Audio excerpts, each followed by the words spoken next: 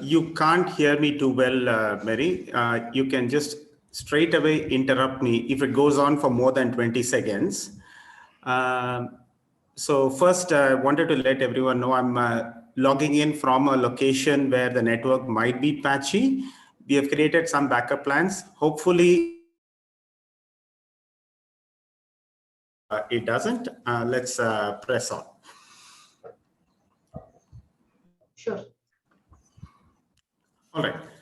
So this is really where we started. When we started Excel, as we put it as, we have the enrich, which is just making ourselves aware of some of the broader ideas, whether it came to interpersonal ideas or critical thinking ideas or time management or neuroscience. So we introduced all those ideas in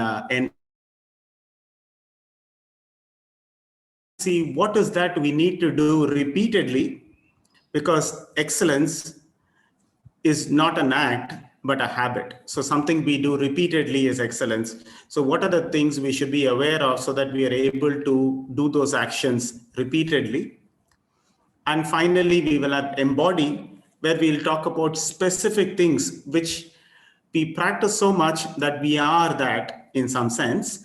And those are the things which we will talk about in as aware of this. There is a very minor change to session number 5 in neuroscience. We have taken out resilience, which is a part of session number 5, and moved it to embody. Resilience is more an embody topic rather than an excellence topic.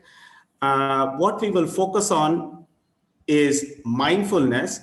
We will have one more session of mindfulness in embody as well. Mindfulness is an extremely important topic. It's a large topic. We need to have 2 sessions. We'll have one. Okay, we've all seen the slide, different parts of it being highlighted at different times. All we need to highlight is the fact that whenever we see reality, what we see is not the reality, what we see is our reality. So how we take it through the senses, whether the senses are alert and open at all points in time, how do we interpret it? How do we interpret it in our mind based on pre-existing patterns, and how we perceive the reality is really what we think is the reality. Now, there are 2 big biases which are there when we process the sensory information which is coming in.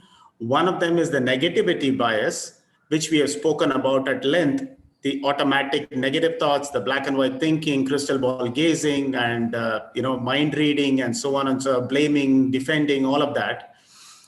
There is a very different kind of bias which creeps in as well while we are processing sensory inputs, and that is called a cognitive bias, and that's where we'll focus the next half an hour.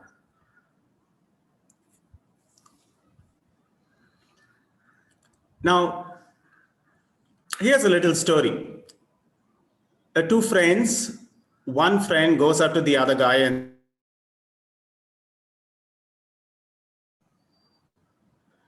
the second friend looks at him and says, "Why would you want to buy a giraffe?"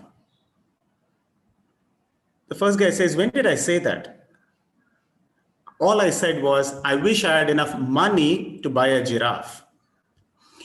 You see, this story is quite important in the sense that it kind of tells us that what we hear and what is being said, it's a very simple example to show what is being said and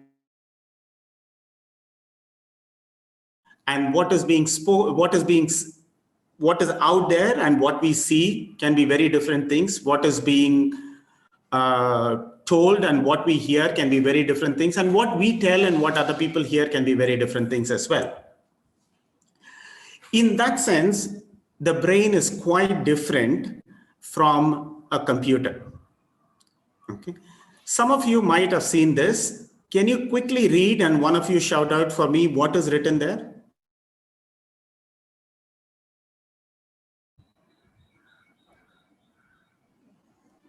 Snake in the grass. There are 2 these. Snake in the grass. Oh, yes. Exactly, right? So the way our mind reads it, it quickly will read it as snake in the grass. Whereas what is written there is snake in the grass. I thought ki by mistake it has been done. So Okay, all right, fair enough. Now I'll give another chance through the next slide, and be careful. There are no mistakes in the next slide. And the next one is, I'll give you 30 seconds to count the number of F's in the following sentence.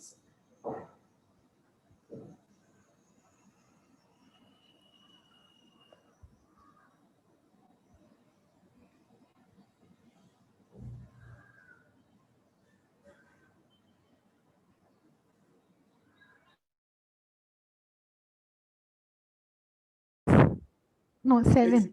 7, okay. Anybody else? 6. Fantastic. 6 is awesome. It is indeed 6. Very rarely do people get all the 6.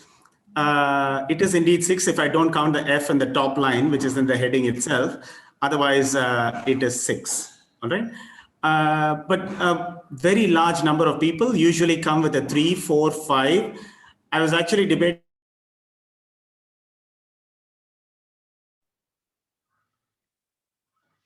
find out where mistakes are or the right answer is. So most of you got 6, which is wonderful. And finally, the last slide. This is something we might have all seen, which says, I don't know whether this research is true or not, but according to research at Cambridge University, it doesn't matter what order the letters are. In a word, the only important thing is the first and the last letter is in the right place. The rest can be a total. The human mind does not read every letter by itself, but the word as a whole, which is amazing how our brain can process something like this, and so beautifully and so rapidly it can process it. It can process this without a problem, whereas it cannot process this without a problem. More often than not, it makes a mistake here, and it almost gets this part always right.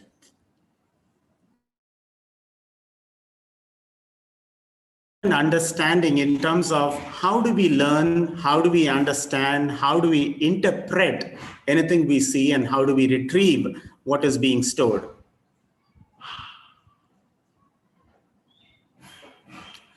So it's really about cognition, right? Cognition is our ability to perceive, interpret, and understand a certain situation. Any situation which is out there, we need to be able to perceive it, interpret it, and understand it through a process of is not a standalone process. It doesn't understand, our brain doesn't understand it as an absolute. It understands the unknown from what we already know. And what we already know might or might not be accurate. That's a different story. And now these knowns are stored in our brain like a pattern, like a story. Okay, that to understand, interpret, and retrieve information which we have. So our brain is an exceptionally efficient pattern making and a pattern matching machine. It looks for patterns, okay, and it remembers things through association.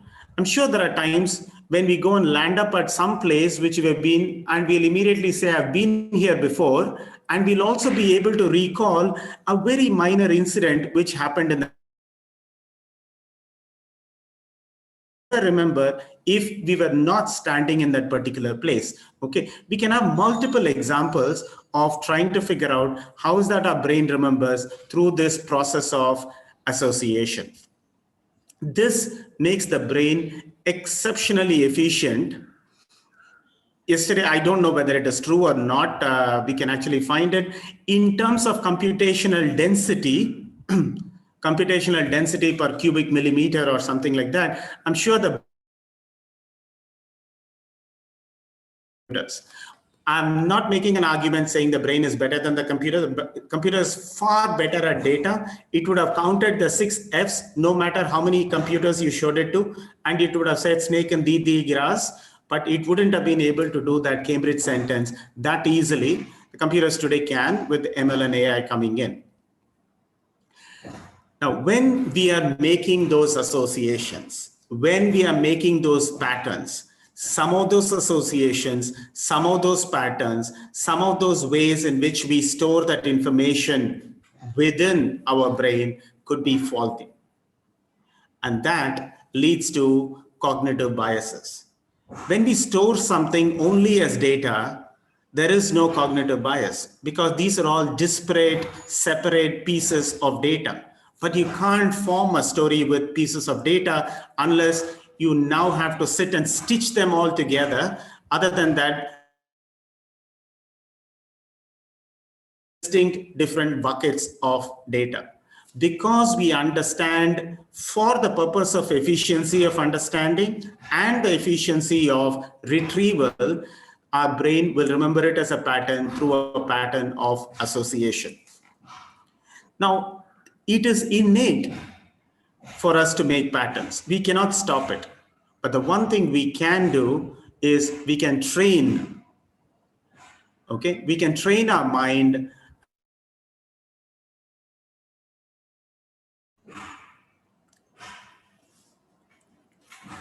Okay, here's a little game.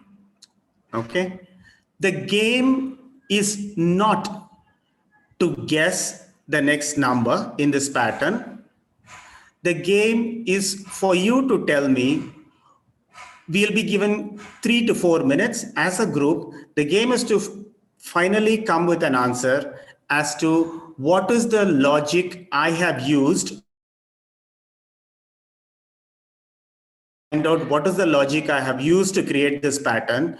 You can tell me a guess you have for the 5th, 6th, or 7th term, and I will just answer with it fits the pattern or does not fit the pattern.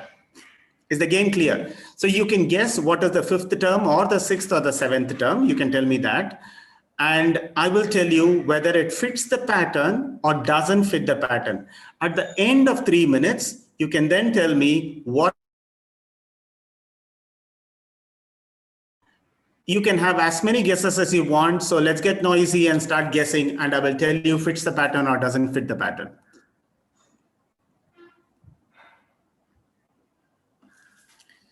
You can shout it out. It's easier for me to read the chat. Even numbers? I don't guess what pattern it is yet. I would like you to guess a number and I will tell you whether it fits the pattern or doesn't fit the pattern. 10. 19. 10. 12 fits the pattern. 14. 14. 16. Oh, sorry. No. Yeah. That 10 as the 5th term fits the pattern. 12 as the 6th term fits the pattern. Lali aunty, you were saying something? 19. 19 fits the pattern. Huh? 19 fits the pattern. Yes. 19 as the 5th term or the 6th term? Which one? We were thinking. I don't know. Yes.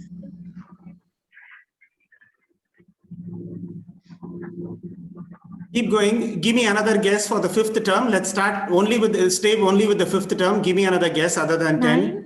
9. 9 that fits the pattern. Huh? No, it's 13. 14 fits the pattern. For the 12. 5th term. 12 fits the pattern. Minus 8. Minus 8 doesn't fit the pattern. 0 doesn't fit the pattern. what is analogy? 21. 21 fits the pattern. 10.5. 10.5 fits the pattern. 32. Sorry? 32. 32 fits the pattern. 45. 45 fits the pattern. Root 2. Root 2 doesn't fit the pattern. 17. 17 fits the pattern. Are we ready to guess what this? Curious Natural to know. numbers. Positive rational. Positive rational numbers, natural There is numbers. no pattern. Okay, the No pattern is pattern. fairly, okay, let me tell you what this pattern is. The pattern is every term is larger than the previous term. All right. The problem is this. If I had not put 2, 4, 6, 8, and if I had used 4 random numbers with the same logic, you would have guessed it in 4, 6, 8, our brain is stuck in a pattern. Okay, it cannot think beyond even numbers. To the extent, more often than not only people say 10 for the 5th term, they will also guess the 6th, 7th, 8th, 9th, and the 20th term and say that it's 10, 12, 14, 16. Obviously, it can't be that easy an answer, or that is not what I meant it to be. So it is not that. So the trouble is introducing this into our head so that I can throw you off that particular pattern which I have in mind, which is simply every number is greater than the previous number. This is just to demo how we make patterns, and it's so difficult to remove pre-existing patterns which are there in our head and our brain. With every new information, it will immediately stitch it together in a pre-existing pattern. So 2, 4, 6, 8, all positive. That's the way it can think, and it will refuse to budge from that particular thing unless we are conscious about it and we do something about it. Now, there are close to 200 different cognitive biases. Obviously, we don't have time for going through all the 200. 100 of those are pretty rubbish, honestly, because they kind of overlap with other biases which are there. But there are about 80 to 90 solid ones. We're going to talk about is what is called a naive cynicism. A naive cynicism is a type of cognitive bias where we struggle to look at things where both sides of an issue are being weighed in our head. It's a close cousin of black and white thinking, which we have seen in ants, okay, where we are able to see that something is good or dislike it, hate it. If you're a teenager, we'll say hate it, right? We either hate it or love it. We don't seem to have the ability to be able to take both sides of an issue and come back and talk about it in terms of it depends. This morning, I read a beautiful article on COVID. I'll share it in the WhatsApp group where the person talks about the importance, okay, of not having a definite answer, which is a no, yes, or any number. Okay, there are many, many things in life which don't have an answer, which is yes, no, or a number. Now, when we are not able to weigh both sides of an issue, particularly when it comes to human relationship and interpersonal relationship, we start assuming the worst in others and always start doubting their motives. Okay. Group or in an individual where our trust goes down because we read meanings when there is none which is being said. Or what is being said, there was no meaning behind what was being said. There is no subtle subliminal messaging which was happening in that. We read it because of this thing called a naive cynicism. And we all read it all the time. When a boss says something, when a associated with the type of body language which we suspect, or a salesperson whom we are suspicious of right from the beginning, and the person tries to sell something, and it will always come across as a hard sell. In fact, the finest salesmen don't hard sell anything at all. Now, this kind of naive cynicism, okay, leads us to become a cynical person, a mistrusting person. And that leads to quickly see the bad part in others, and we are able to overemphasize the bad part in others, and we are able to naturally be able to minimize the good part in others or the positive aspects of others. This is called naive cynicism. The second one, a pretty big one, and we kind of know this, where if we extrapolate the behavior of one individual to a whole group they represent, people of a certain country are like this or like that.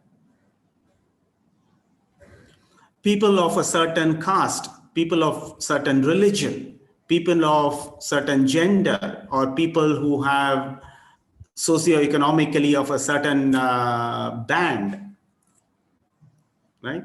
We can all say that people who are very poor, they will be in a certain way. All these people who are too rich are all like this. And it will always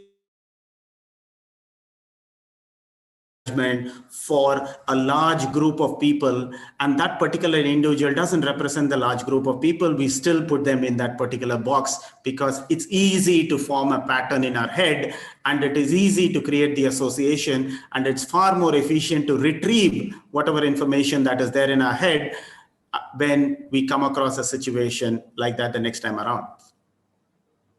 All our discrimination, all our prejudices, okay, whether over something, our prejudices might still come out. Okay, it will be very difficult for us to associate white with bad and black with good. Very difficult.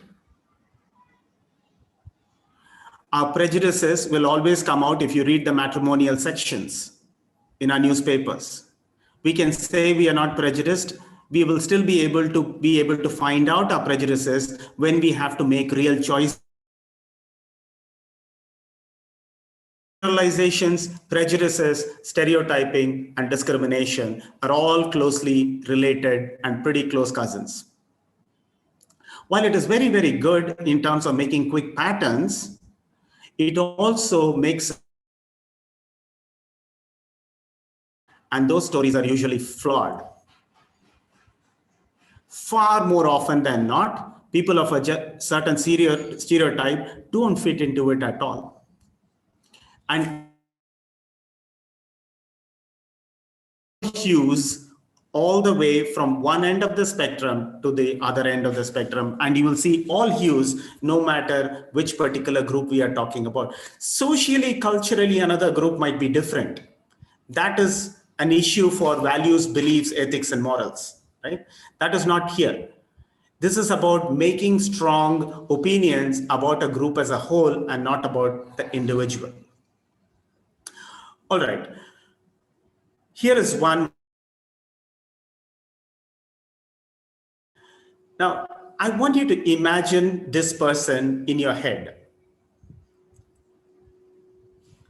I want you to imagine this lady with a strong vision, hardworking, solidly hardworking lady, and very efficient and energetic in her work.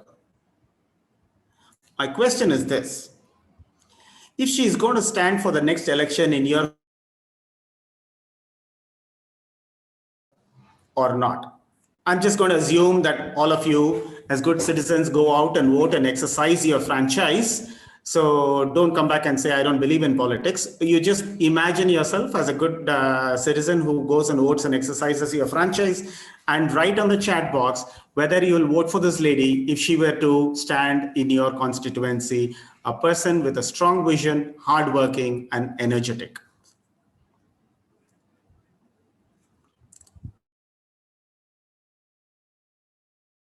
Thank you, Swarnima, for electing me, Bhavna.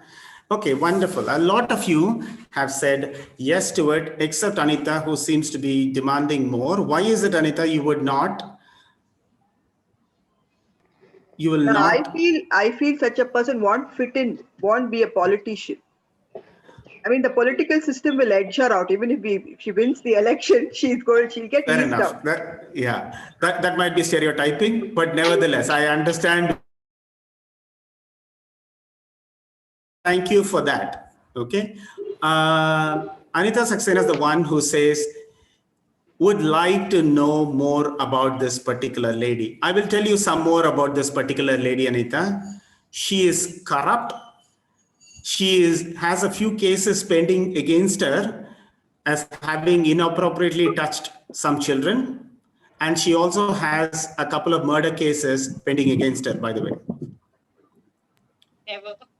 You see, it is easy for us to go deeper into what is available, and we can assess and compare and contrast on things which we understand and which is available, but we don't ask a simple question which Anita was asking as to what else is there about that person I need to know for me to make a proper decision. So it is not only important we are able to give some weightage to things, all the other things I would like to know about that particular person. And this is a very, very important and a very large bias called the availability bias. Now you know why you didn't go into the heading, because I didn't want to reveal it at that time. All right. Now, there's this man, this is just a quick story. There's this man who normally goes to a traffic junction. He takes off his hat and then starts waving his hat at the traffic junction.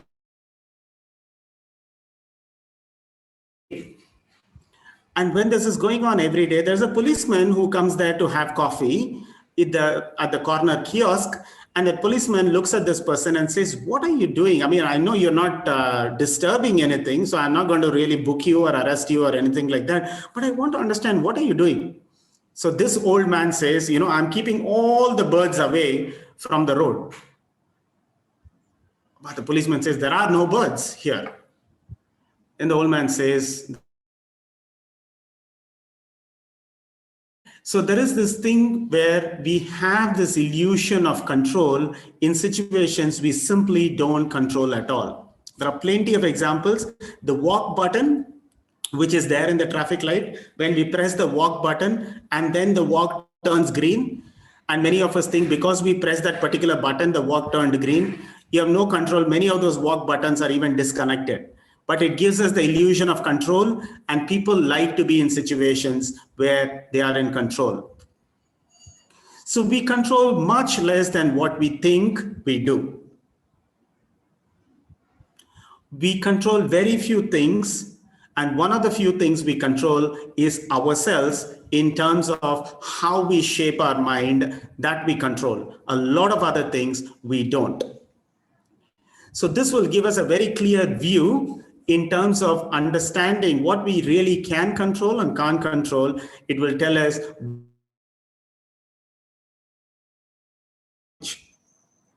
Let me check the time and tell you whether I can take this slide detour or not. I'm going to skip this detour and go straight into an important bias, which is called a confirmation bias. If you've forgotten everything else we spoke about till now, whether it is naive cynicism or the pattern making machine or the availability bias or any of that, itself will take us really far if we are able to catch ourselves getting into confirmation bias. Confirmation bias, simply put, is our brain's ability to interpret all new information in such a way that it conforms to our pre-existing view. If we don't like a person, no matter what that person does, no matter what the person says, we will be able to fit that particular interaction, that particular transaction, that particular additional information directly back into a pre-existing pattern about that particular person, that I don't like that person. It works the other way as well. I really like a person, And the next time they say a thought or a view, or they voice out something which doesn't make much sense, but it will come back into confirmation where we will be able to say, oh, wow, that's a good thought. That's a smart one. Okay, so confirmation is whatever the opinion we have formed about a situation, about an organization, about a certain gender, about people of a certain nation, religion, language, call it what you may. Okay, we have some patterns which are formed, and every additional new information we interpret in such a way that it confirms our pre-existing views.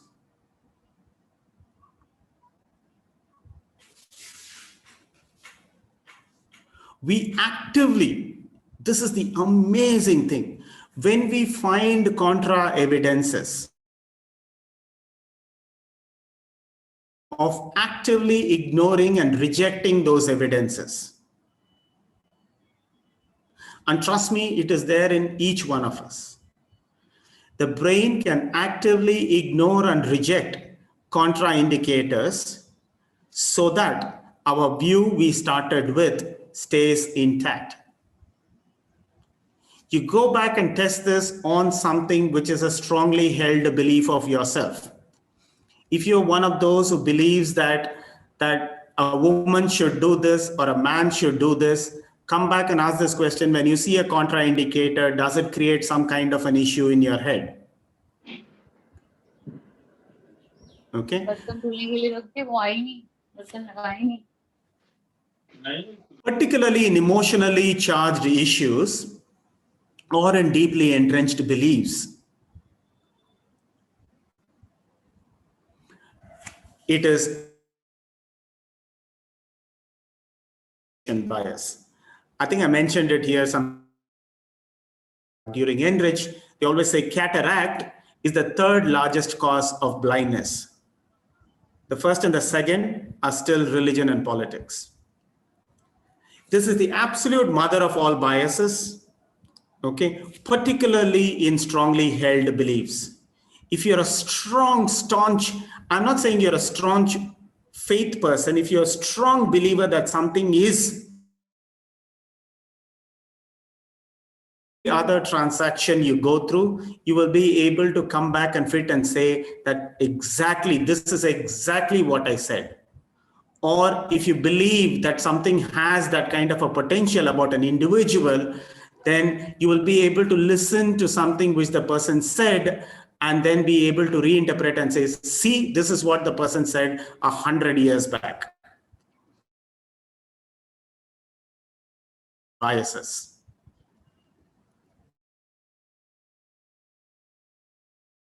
Is a pattern making machine where through a process of association, it tries to understand the unknown from the knowns.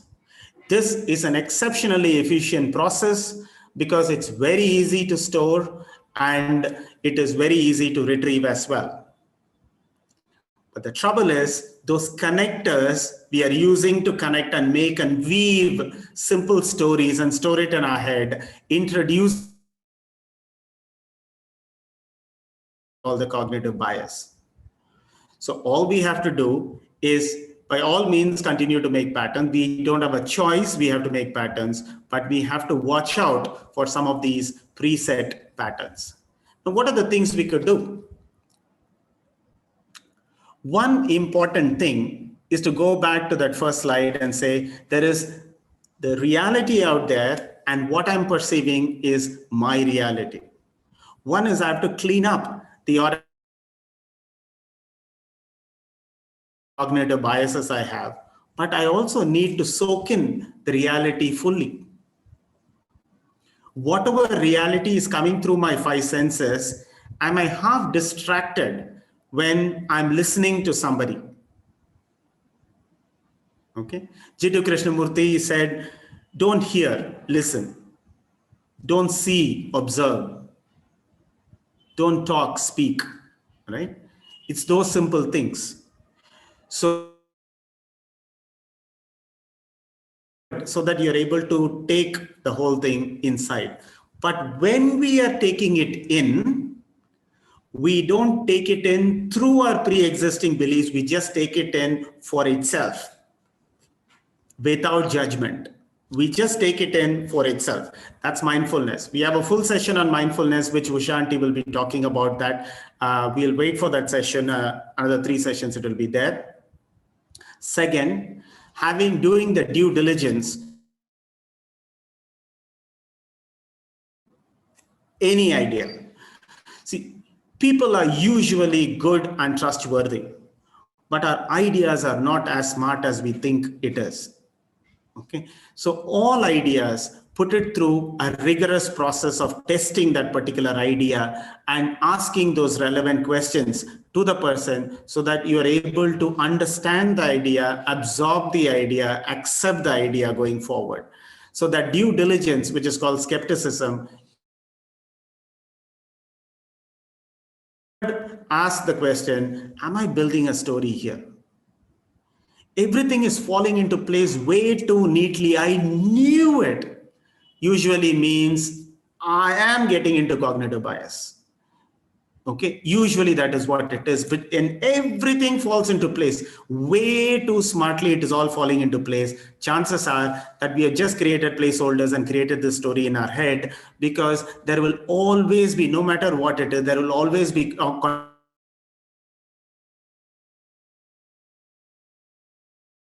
going the other way, some things will fit in, but we still have to kind of go statistically and say this is what it seems like, more or less. Yeah, that's how it should look like. Most things should look somewhat, not fitting anything too perfectly. For naive cynicism, and also as a general tool and a thumb rule in life, cut a lot of slack to people. When they make mistakes, it's okay. Okay. It's only their ideas are usually flawed. Okay, individuals usually mean well. So discuss, argue as much as you want on the ideas, but not on the individual, because individuals are usually well-meaning and trustworthy. And finally, the antidote is for us to go back and think, where is that I'm getting into a confirmation bias? Where is that I'm getting into some kind of stereotyping? Where is that I'm being cynical about a where is that I need to look for more data for me to come to a decision, and I'm being trapped under the availability bias? Where is that I'm assuming I can control the situation while I cannot, the illusion of control? Okay, reflect on those 5 biases, at least on the confirmation bias. We will definitely put that in the worksheet, which we plan to send every week for us to be able to practice. So take something where you have a preferably a deeply entrenched belief, which you're sure a group or a denomination which is up to no good. These teenagers are always like this. Take some group like that if you feel that way. People of this particular religion, these fellows can never be trusted. Take a view of that nature which you have, a strongly held, preferably negative belief. Within that group and try and understand them a little bit more by cutting that slack. What you will realize is that what we made as a beautiful story about a group or a situation or a pattern or a set of people doesn't work, unfortunately. These patterns are great to store in our memory. They're lousy when it comes to actually using them in a meaningful way to conduct our life. Now, here are a couple of references. We never used to give this. I saw in my math sessions, Bama putting this out. So I thought it will be good if we can do it here as well. Many times people come and ask, are there some references and reading? While all that we have spoken about is not exactly in these 3 articles and book, but I thought these will be good reads. The Art of Thinking Clearly by Rolf Dobelli, which is about cognitive biases. And then I posted a couple of articles there. One is on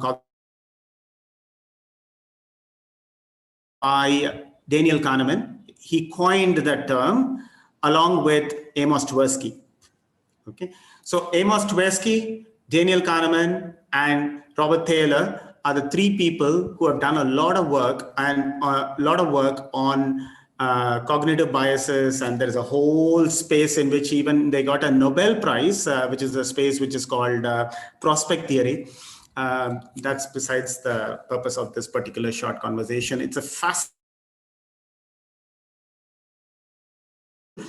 subject and a master's which you can do in what is called behavioral economics. Okay, using some of these cognitive understanding to understand what is behavioral economics.